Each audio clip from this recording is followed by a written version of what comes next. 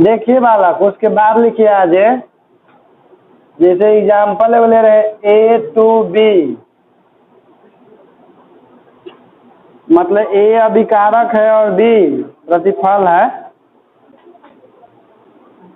लिखिए इसमें एक लाइन छोड़ के, ऊपर दिए गए अभिक्रिया में,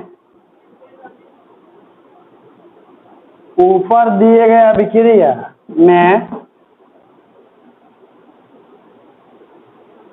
1 मोल A के घटने से 1 मोल A के घटने से 1 मोल B का निर्माण होता है। 1 मोल B का निर्माण होता है। 1 मोल B का निर्माण होता है, जिससे B के सांद्रण में वृद्धि होती है। जिससे B के सांद्रण में वृद्धि होती है।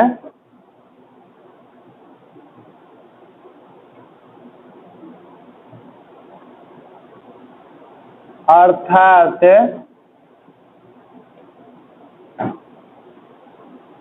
अभिक्रिया वेग बराबर प्लस डेल बी अब बटा del T, plus del B बटा डेल टी। देखिए, कहने का मतलब है ना कि कोई अभिक्रिया है जिसमें ए से बी, ए अभिकारक है, बी प्रतिफल है, तो अभिकारक ए का 1 मोल प्रतिफल बी का निर्माण करता है, और प्रतिफल बी का भी कितना मोल है। जैसे देखिए, मान लीजिए केवल ऐसे लिखा हुआ है कि 1 मोल है, लेकिन इसके पहले 2 लग जाए तो 2 मोल, लेकिन ऐसे भी रहेगा कोई ना तो 1 मोल में गिनती होता है। लेकिन 2 मोल कब माना जाएगा, जब आगे गुना होगा। जब तक ले आगे उसमें गुना नहीं होगा किसी नंबर से ना, तब तक ले उसके 1 मोल मानना। तो बी अभिकारक है ना, तो बी प्रतिफल है, तो प्रतिफल का अभिक्रिया वेग क्या होगा, प्लस डेल बी बता, क्योंकि प्रतिफल के सांद्रण में वृद्धि होता है, अभिकारक के सांद्रण में कमी होता है, इसलिए प्रतिफल के अभिक्रिया वेग को दर्शाने के लिए उसके पहले प्लस दिया जाता है, अभिकारक के अभिक्रिया वेग को दर्शाने के लिए। अब दोनों के एक साथ लिखा जाए तो दोनों तो बराबर होता है, जितना del B by del T का मान होगा उतना ही डेल ए बाई, लेकिन माइनस में होगा। तो इसके बाद लिखिएगा कि अतः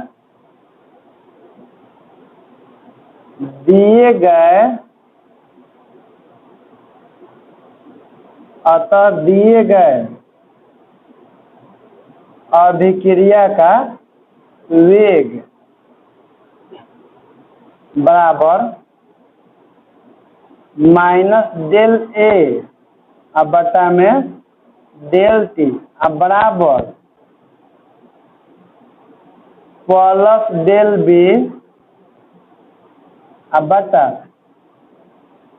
दोनों के बराबर क्यों लिखे मालूम है ना, क्योंकि जितना दर से ये घटता है ए उतना ही दर से बी, तो अभिकारक के घटने का वेग और प्रतिफल के बढ़ने का वेग समान होता है। चलिए, इसके बाद लिखिएगा एग्जाम्पल 3। एग्जाम्पल 3 में देखिए क्या है, इस बार अभिक्रिया है 2A बनता है इससे B, मतलब कि A का 2 मोल है, A के 2 मोल से B का 1 मोल बनता है। तो लिखिए, उसी में लिखिए कि चूंकि अभिकारक A के 2 मोल, अभिकारक A के 2 मोल सांद्रण से अभिकारक ए के 2 मोल सांद्रण से बी का 1 मोल का निर्माण होता है।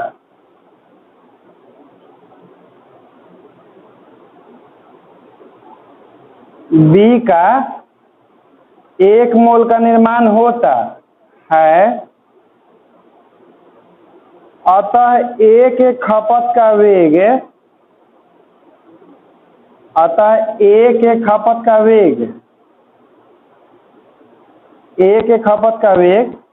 बी के बनने के वेग से दुगना है। ए के खपत का वेग बी के बनने के वेग से दुगना है।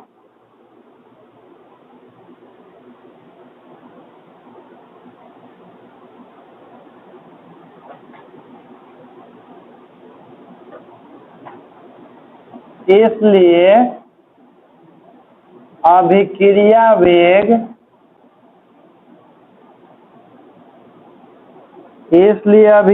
वेग देखिएगा -1/2 और del A by del T बराबर प्लस डेल बी बटा में डेल टी।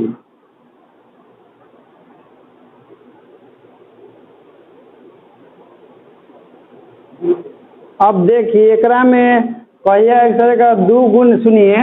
जैसे कोई कह सकता है कि सर इसको ऐसे लिख सकते थे कि नहीं, हम लोग ऐसे नहीं। जो यह अभिकारक के अभिक्रिया वेग है ना, अभिक्रिया वेग एक धीरे धीरे जैसे ये परिवर्तित होता है प्रतिफल में ना, ए का कै मोल है 2 मोल, तो ए दुगना वेग से खपत होगा ना, मतलब बी जितना वेग से बनेगा ना अगर दोगुना वेग से, तबे ना वो 1 मोल का निर्माण करेगा।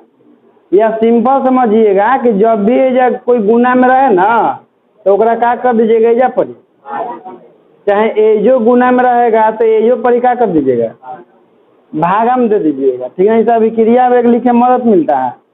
जैसे मान लीजिए कि एन ए है, एन 2 ए है इधर बी है, तो इसका मतलब है कि बी के मरने के वेग से ए के खपत होने का वेग दुगना है। मगर दोनों को हमको बराबर करना है, तो बराबर करने के लिए एक में 2 से भाग करे पड़ेगा ना।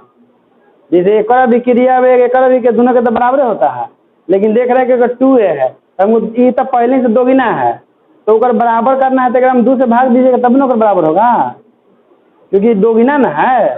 तो दोगुना है तो अगर आप एक बराबर करना है ना।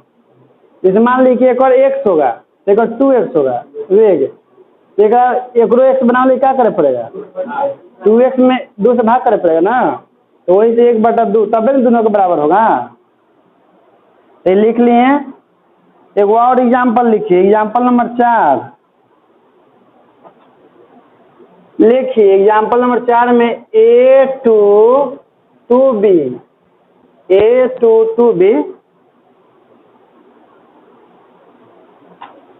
लिखिए।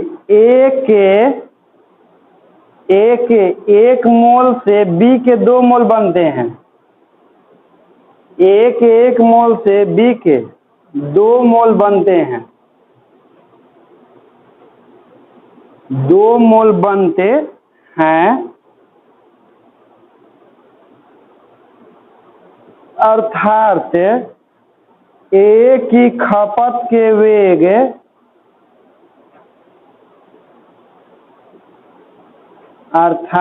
ए के खपत की वेग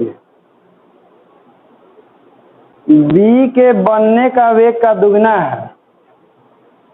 बी के बनने के वेग का दुगुना है।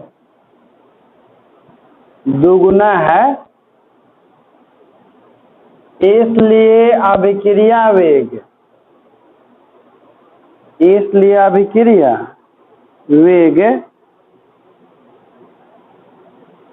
देखिए क्या लिखेंगे बताइए तो अभिक्रिया वेग के बाद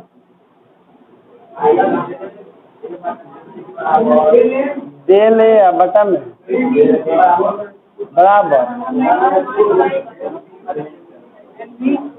डेल भी है बाई डेल टी नहीं जी। चलिए लिख लीजिए।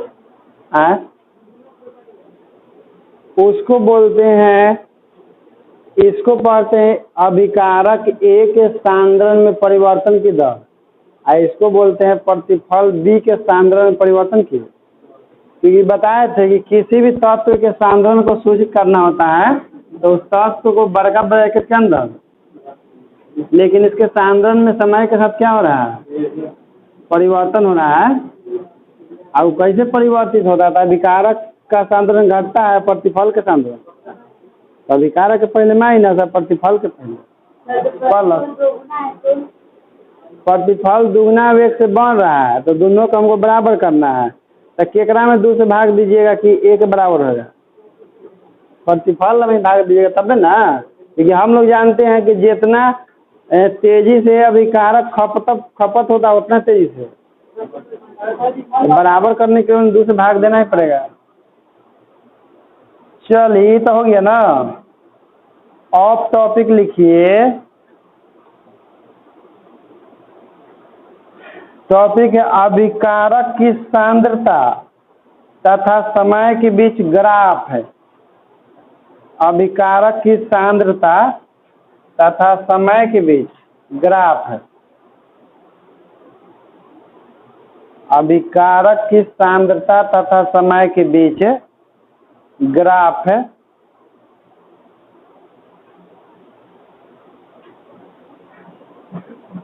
देखिए हमको अभिकारक के सांद्रण और समय के बीच में ग्राफ खींचना है, तो ये बताइए कि जब अभिक्रिया प्रारंभ होता है तो अभिकारक का सांद्रण घटता है कि बढ़ता है? घटता है, तो उसे ग्राफ घटते हुए दर्शाना पड़ेगा। तो चलिए डायग्राम बनाइए।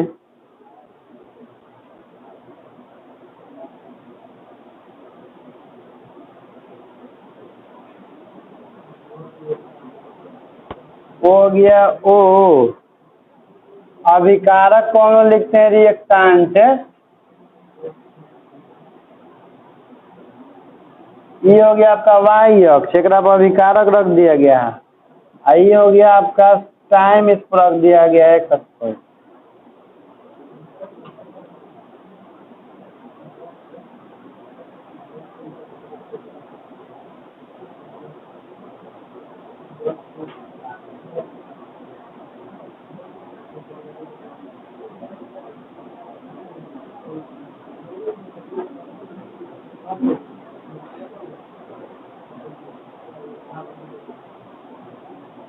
अभिकारक का सांद्रण समय के साथ परिवर्तित होता है और भी किस प्रकार से? तो हमेशा घटता है, लेकिन घटे में कितना समय लेगा ये हमको भी ज्ञात नहीं है।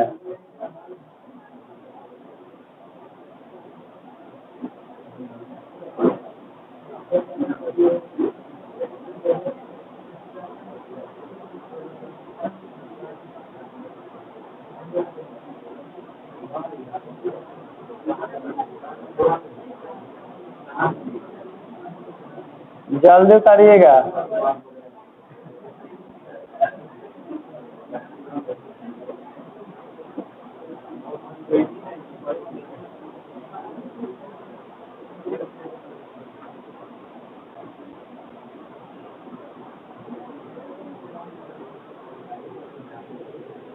देखिए वाई अक्ष पर हम का ले लिए अभिकारक के, एक्स अक्ष पर समय को ना। तो समय के साथ अभिकारक के सांद्रण घटता है ना। तो जब समय का मान 0 होगा तब सांद्रण सबसे अधिकतम होता है, लेकिन जैसे अभिक्रिया शुरू होता है तो सांद्रण धीरे धीरे घटता हुआ ग्राफ ऐसे होता है। अब पता नहीं कब समाप्त होगा अभिक्रिया, ये हमको ज्ञात नहीं। वो अभिक्रिया पर डिपेंड करता है किस प्रकार का अभिक्रिया। तो जब ये पूरा बहुत अधिक समय लेता है ना तो ये वाला पैरेलल हो जाता है समय के दम, इसीलिए घट है ना। तो कभी तो कोई समय आएगा कि अभिकारक के सांद्रण 0, अभिकारक के सांद्रण 0 होगा मतलब एक शख्स को टच करेगा, क्योंकि एक शख्स पर वाई के मान 0 होता है, वाई अक्ष पर। तो जब अभिकारक 0 हो जाएगा तो वो कहाँ पर दिया जाएगा? एक अक्ष पर ना। लेकिन अभिक्रिया अलग प्रकार का अभिक्रिया होता है, कोई बहुत समय लेता है, कोई कम समय लेता है। इसीलिए जितने अधिक समय लेगा ना, ये ग्राफ जो है धीरे धीरे पैरेलल होते जाएगा, लेकिन यह नहीं पता चला कितना समय लेगा। अनंत पता चला कि गिनते गिनते हम ही गुजर गए, तो उस समय ग्राफ को पैरेलल मान लिया जाता है कि जो ग्राफ होगा ना वो एक शख्स के, जब समय का मान अनंत हो जाएगा तब, यानी कि काउंट नहीं कर पाएंगे कि कई साल लगेगा इसको समाप्त करने। बना लीजिए जल्दी से।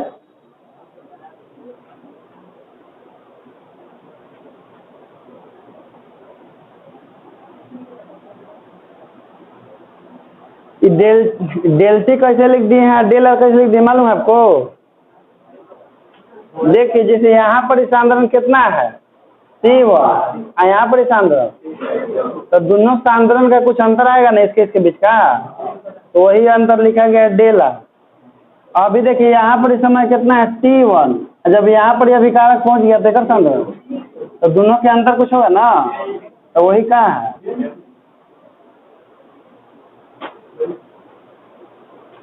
ये सब ऑब्जेक्टिव में आता है कि रासायनिक अभिक्रिया प्रारंभ होने पर ऑप्शन में रहता है अभिकारक का वेग बढ़ता है,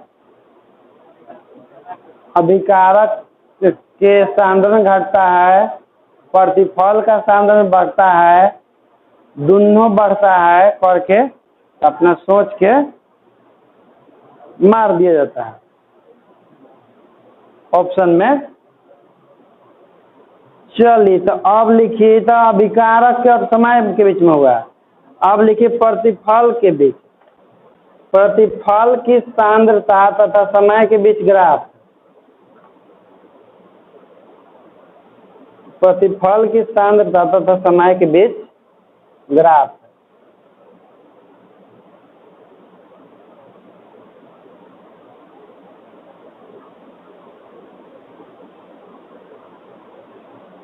लिखिए अभिक्रिया प्रारंभ होने पर, अभिक्रिया प्रारंभ होने पर समय के साथ प्रतिफल की मात्रा बढ़ता है, समय के साथ प्रतिफल की मात्रा बढ़ता है।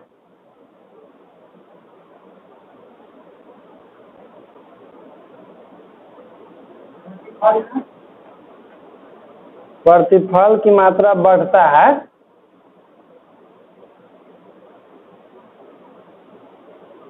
जैसे अभिक्रिया शुरू होगा तो प्रतिफल के सांद्रण धीरे धीरे बढ़ना शुरू हो जाता है।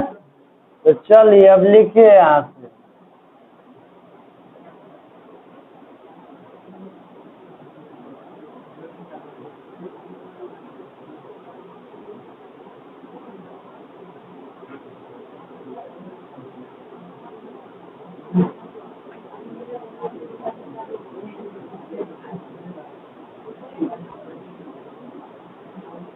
ऐसा नहीं बात है, रुक जाओ पहले हमको लाइन में खींच लेते हैं, उसके बाद जाके सीधे।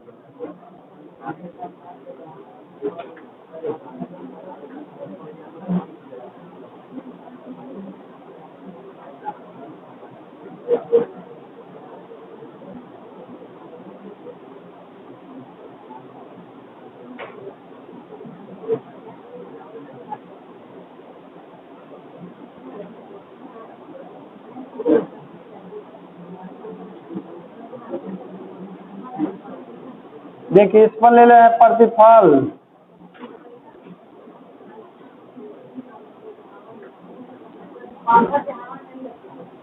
और इस पर ले लो है टाइम।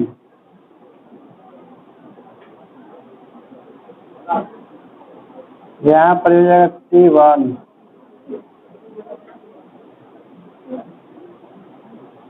यहाँ पर T1 हो जाएगा, यहाँ पर आता T2 हो जाएगा, यहाँ पर सांद्रण C1, यहाँ पर सांद्रण C2।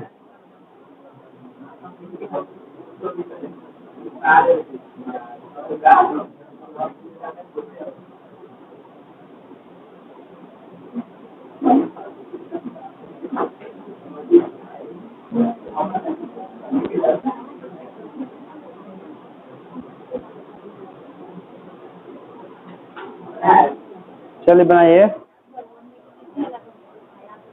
हाँ हवा नहीं लगता है।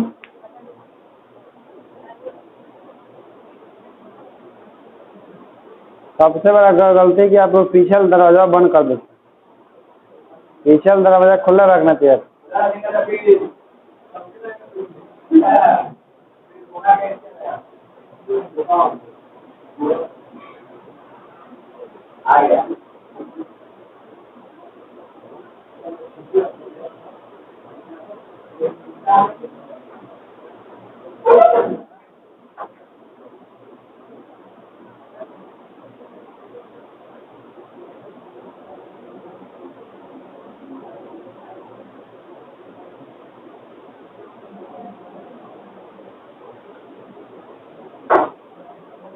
धीरे धीरे इसका सांद्रण बढ़ते जाता है अभिक्रिया प्रारंभ होने पर। जैसे मान लेते हैं कि यहाँ पर इसका सांद्रण C1 है, यहाँ पर सांद्रण, तो सांद्रण में कितना परिवर्तन होगा? तो मान लेते हैं कि C1 माइनस C2 का जो C2 माइनस C1 का अंतर होगा वो डेल P होगा। और देखिए यहाँ पर समय T1 है, यहाँ पर समय, तो दोनों के बीच का जो अंतर होगा वो डेल T होगा। लेकिन मेन इसमें ध्यान रखने योग्य बात है आपको कि अभिक्रिया प्रारंभ होने पर प्रतिफल का सांद्रण बढ़ता है। ग्राफ ज़्यादा ज़्यादा पूछ देगा कि यही जो ग्राफ है ये किसका है, अभिकारक और समय के बीच में है कि प्रतिफल, और तो देख के बता देंगे।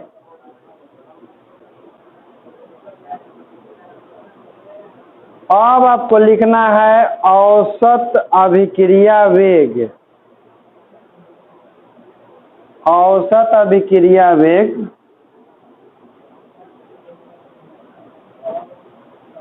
Average rate of reaction.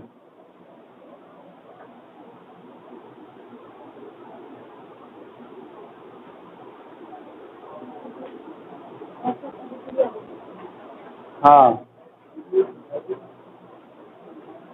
जय देकर लिखिए उसमें किसी रासायनिक अभिक्रिया के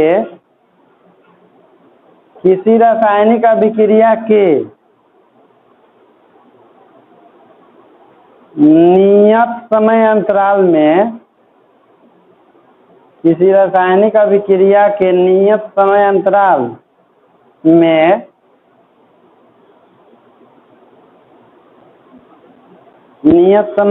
में अभिकारक के सांद्रण में कमी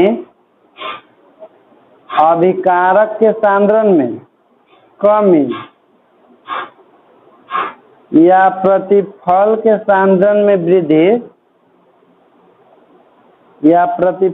सांद्रण में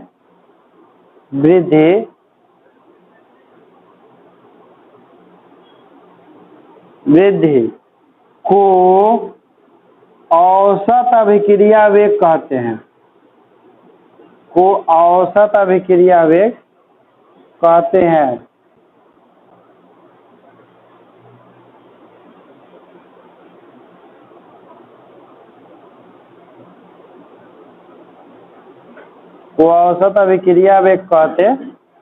हैं। चलिए तो इसका फॉर्मूला लिखिएगा औसत अभिक्रिया वेग का। औसत अभिक्रिया वेग, अब वेग को यहाँ रेट कहा जाता है ना, औसत अभिक्रिया वेग RAB, रेट को खाली R से लिखते हैं, RAB बराबर देखिए माइनस डेल रिएक्टेंट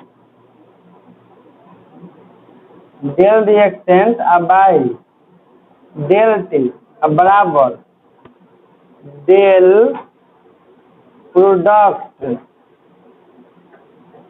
अब बाई डेल T, जिसे हम स्पेशल को A या B नहीं ले लिए हैं, वो जनरल फार्मूला ले लिए हैं औसत अभिक्रिया वेग का कि किसी खास समय अंतराल में जो अभिकारक के सांद्रण में कमी आता है या प्रतिफल के सांद्रण में, तो उसी को हम लोग उस रासायनिक अभिक्रिया का औसत वेग कहते हैं। हाँ, डेल प्रोडक्ट है।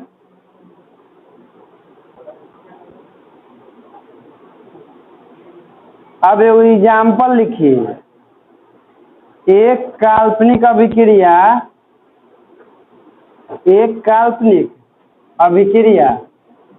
A टू B के लिए 2 बोले हैं तो मतलब एरो दीजिएगा। एक काल्पनिक अभिक्रिया A टू B के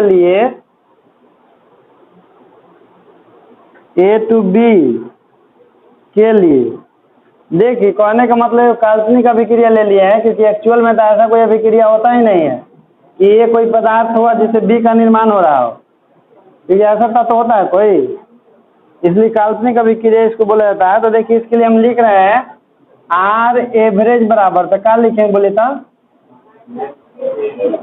minus del A by del C बराबर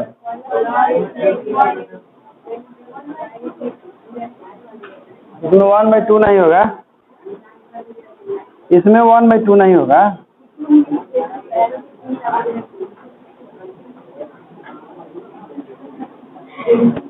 टू माने एरो, हम बोले 2 और लिख दी 2।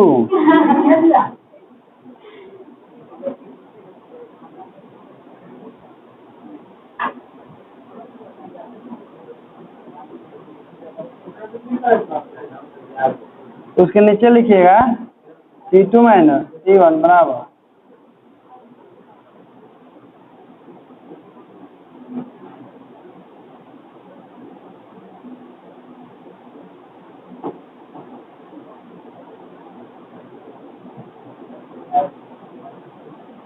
ये फॉर्मूला है, इस पर न्यूमेरिकल बनता है। एग्जाम्पल 2 लिख रहे हैं, जैसे R टू P के लिए कुछ करना है, खाली R की जगह RA भी लिख देना है। जैसे R मतलब रेट, AB मतलब एवरेज, तो क्या हो जाएगा ये माइनस डेल R बटा में डेल C बराबर प्लस डेल P बटा में डेल C। इसी को लिख देंगे RAB बराबर, इधर लिख देते हैं, ठीक ना, RAB बराबर माइनस R2 माइनस R1 बटा में C2 माइनस C1। इस पर न्यूमेरिकल बनता है जी।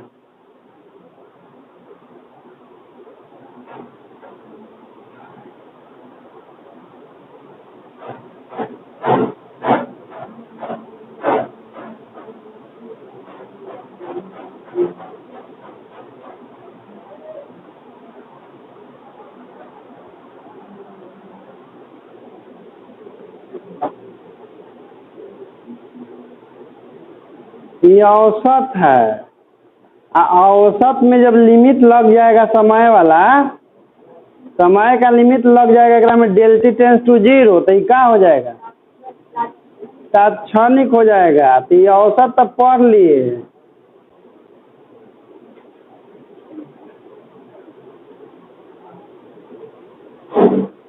औसत अभिक्रिया वेग आया था एक बार एग्जाम में, हाँ एक आध 2 बार आया था। किसी खास समय अंतराल में किसी रासायनिक अभिक्रिया के अभिकारक के सांद्रण में कमी या प्रतिफल के सांद्रण में वृद्धि को उस रासायनिक अभिक्रिया का औसत अभिक्रिया वेग कहते हैं।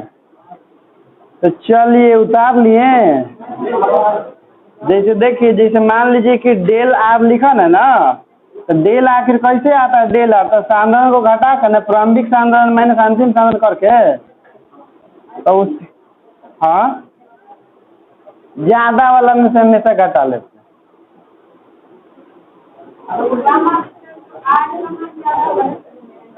हैं। तो इस माइनस से बाहर सुधार लगे, नहीं तो सांद्रण नेगेटिव नहीं जाएगा ना।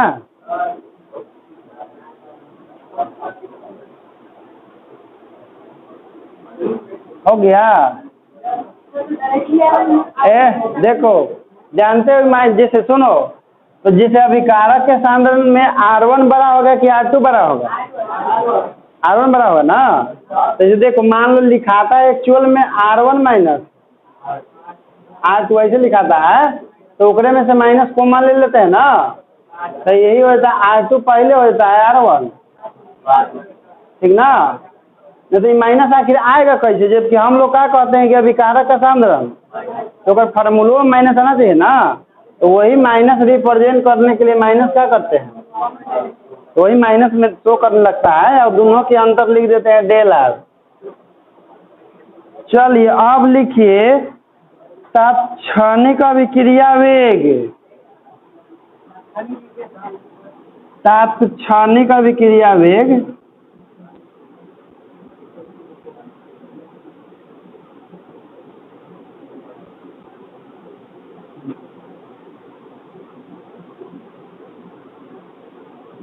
इंस्टैंटेनियस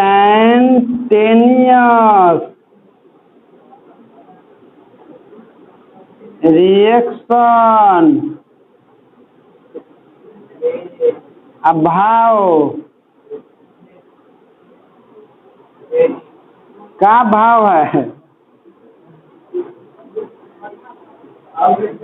और लीची का भाव था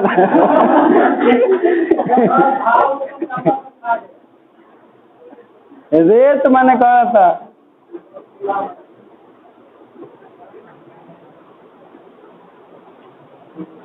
चलो लिखो इसके बाद तात्क्षणिक अभिक्रिया वेग में किसी निश्चित समय में किसी निश्चित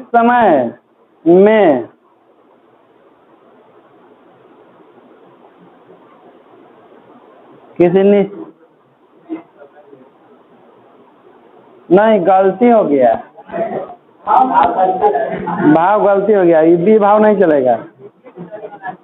देखिए किसी नियत समय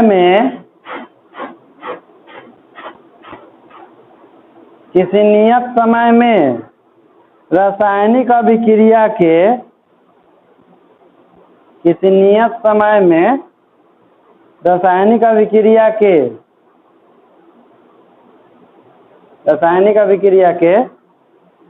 विशेष वेग को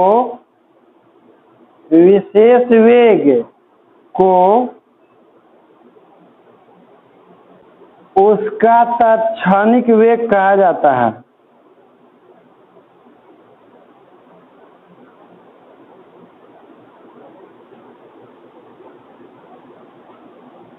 उसका तात्क्षणिक वेग कहा जाता है।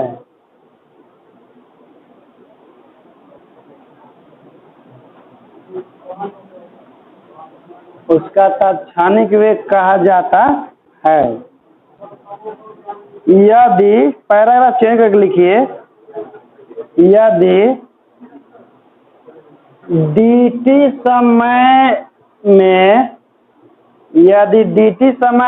में सांद्रण परिवर्तन डेल x हो, यदि dt समय में सांद्रण परिवर्तन डेल x हो,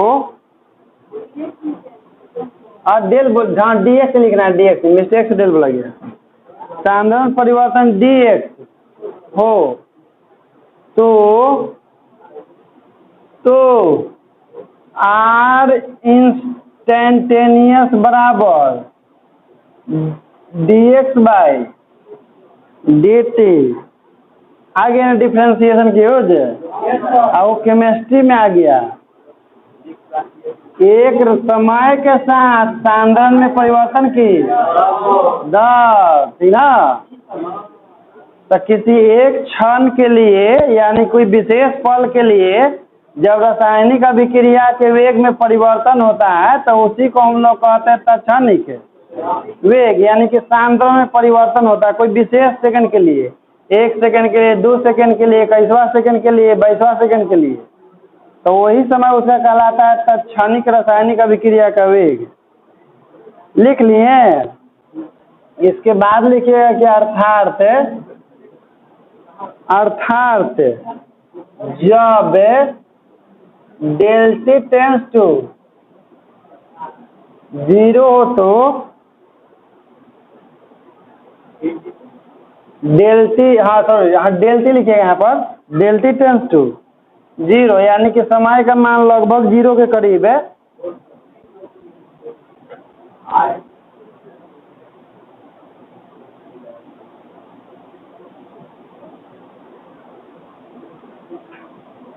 देखिए ना, इसका फार्मूला निकालते हैं कि आखिर ये कैसे आता है dx बाई dt।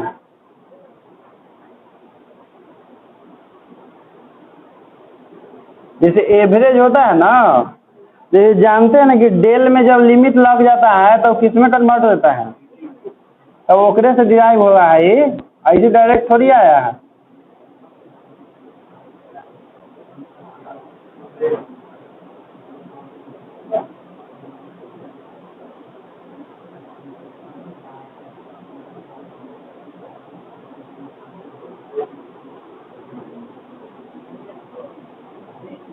देखो एग्जाम्पल लेकर लेते हैं, वह समझ में आएगा पूरा। एक काल्पनिक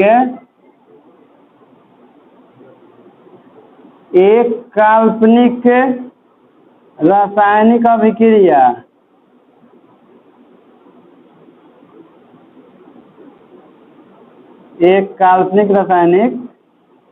अभिक्रिया R से P के लिए, देखिए जिसे औसत पर लेकर हम लेकर चल रहे हैं, औसत से क्या निकाल दें, एवरेज, जिसे इस तरह से लिखते हैं।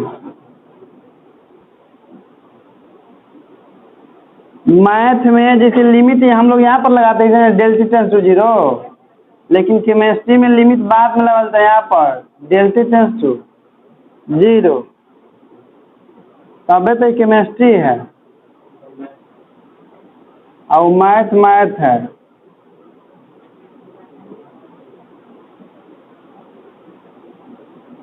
जब जैसी डेल्टी है, जैसे डेल्टी टेंस टू 0 है ना, तो जैसी गायब करते हैं तो किस में कन्वर्ट हो जाता है, डी में कन्वर्ट हो जाता है। मैथ वाला रूलवा है, इला कौची हो जाएगा, D R by D T अब बराबर डी पी बाई,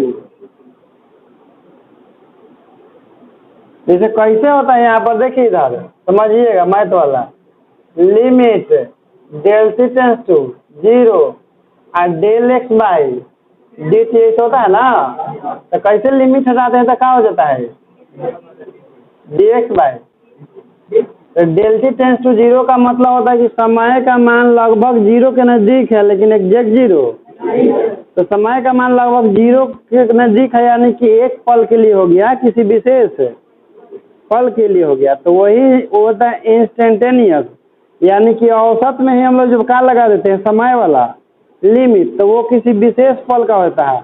आप जानते हैं कि जैसे आप लोग पढ़े होंगे कि D Y by D X का मतलब होता है कि एक्स के सापेक्ष वाई में परिवर्तन की, तो यहाँ पर क्या हो जाएगा, समय के सापेक्ष अभिकारक के सांद्रण में परिवर्तन की दर और समय के सापेक्ष प्रतिफल के सांद्रण में परिवर्तन की, और वो परिवर्तन कैसे होता है, तो अभिकारक वाला घटता है, प्रतिफल वाला बढ़ता है।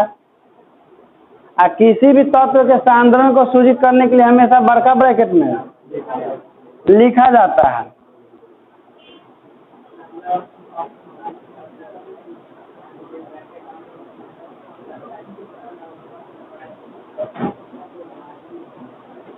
समझा? आज के लिए इतना ही।